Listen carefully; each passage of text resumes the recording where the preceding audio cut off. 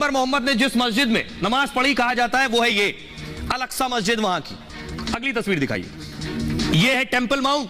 कहा जाता है इसके अंदर एक चट्टान है, उस चट्टान पर जो घोड़ा था जिसका नाम था बराक, घोड़े ने कदम रख के जन्नत की तरफ वो उड़ान भरा था, बराक नाम था उसका। और इसलिए मुसलमानों के लिए यह अहमियत रखता है टेंपल माउंट, इसे मुसलमान हरम अल शरीफ भी कहते हैं। अगली तस्वीर दिखाइए, और यह है वेस्ट वॉल जिसे आप पश्चिमी दीवार कह रहे हैं, जहां आप देख रहे हैं यहूदी आकर पूजा करते हैं। यहां था टेंपल, ये वेस्ट वॉल है, यहूदी यहां आते हैं, ईसाइयों की भी यहां से मान्यता है।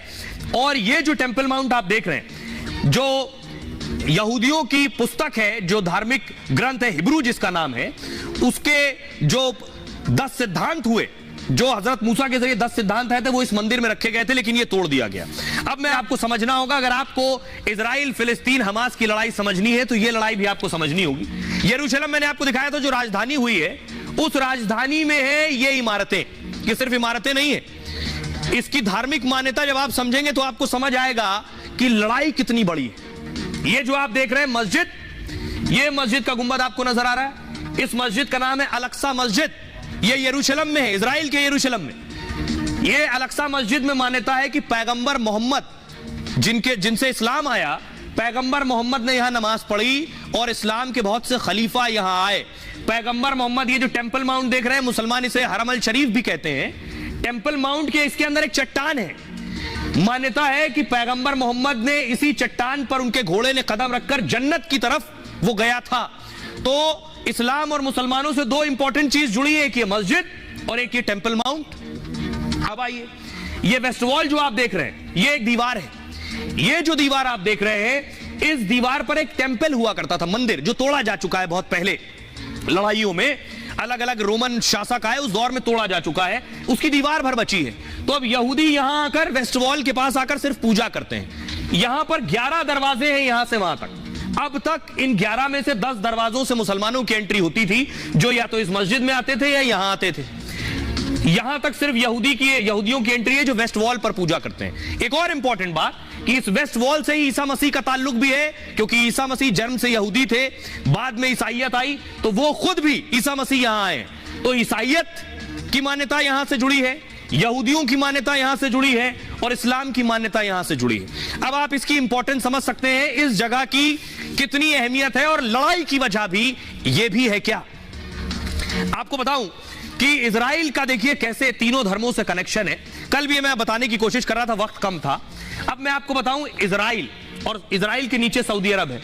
ये जो देश है, दुनिया के लगभग मैं कहूंगा 50% से ज्यादा मजहब यहीं से जुड़े हैं, ताल्लुक रखते हैं इजराइल से। जैसे भारत, दुनिया के लगभग 40% धर्म भारत में आए, चाहे वो सनातन हो, बौद्ध धर्म हो, जैन धर्म हो, सिख धर्म हो, उसी तरह इजराइल का ताल्लुक समझिए। अब देखिए, जो मैं आपको इजराइल में हेब्रोन जगह दिखा रहा हूं, यहां हजरत इब्राहिम की कब्र है। आप कहेंगे हजरत इब्राहिम कौन? आगे बताऊंगा आपको। हजरत इब्राहिम, जिन्हें प्रोफेट इस्लाम भी मानता है, जिन्हें प्रोफेट क्रिश्चियनिटी यानी ईसाइयत भी मानती है, और इन्हें प्रोफेट यहूदी भी मानते हैं, उनकी कब्र है। तो तीनों धर्मों का ताल्लुक हेब्रोन में इब्राहिम से भी है। अब ऊपर आइए, ऊपर है, उसके ऊपर बेथलहेम दिख रहा है आपको, जो स्पॉट, यहां ईसा मसीह का जन्म हुआ, इजराइल में ही। तो ईसा मसीह का ताल्लुक और ईसाइयत का ताल्लुक भी यहीं से है। ऊपर आइए, उसके पास ही यरूशलेम है जो मैंने आपको दिखाया है, यहीं यहूदियों का पवित्र सोलोमन मंदिर भी है था, जिसकी वेस्ट वॉल अभी मैंने आपको दिखाई। ईसा मसीह की कर्मभूमि भी यही है, यही उन्हें सजा दी गई। पैगंबर मोहम्मद यहीं से जन्नत गए। ईसा मसीह की जो हत्या हुई वो भी इसी जगह पर हुई। अब आप समझिए, इस जमीन की आखिर तीनों का ताल्लुक, कल भी मैंने आपको बताया था, आज ढंग से शायद मैं बताऊं, कि ऊपर आप देख रहे हैं जो मैंने आपको बताया, हजरत इब्राहिम की कब्र है वहां। 2150 ईसा पूर्व, यानी ईसा मसीह के जन्म से 2150 साल पहले हजरत इब्राहिम का जन्म हुआ। उनके 2 बेटे हुए, एक का नाम था इस्माइल और एक का नाम था इसाक। इस्माइल से जो परंपरा आगे बढ़ी, उसमें पैगंबर मोहम्मद का जन्म हुआ और इस्लाम आया। इसाक जो इब्राहिम साहब का दूसरा बेटा था, उससे जो परंपरा आगे बढ़ी, उनके बेटे हुए याकूब और जैकब। इन्हीं को इजराइल भी कहते हैं, इससे इजराइल देश का नाम पड़ा।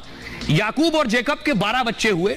ये 12 कबीले यहूदियों में 12 कबीलों के नाम से भी जाने जाते हैं। और ये जो 12 बच्चे, इनमें जो सबसे प्रसिद्ध हुआ उसका नाम था जूडा या यहूदा, इसी से यहूदी भी बने।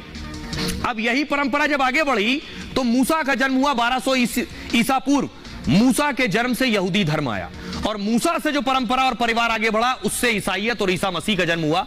यानी जब मूसा यहूदी थे, जब आगे ये परंपरा और परिवार बढ़ा, ईसा मसीह का जब जन्म हुआ तो वो भी जन्म से यहूदी थे।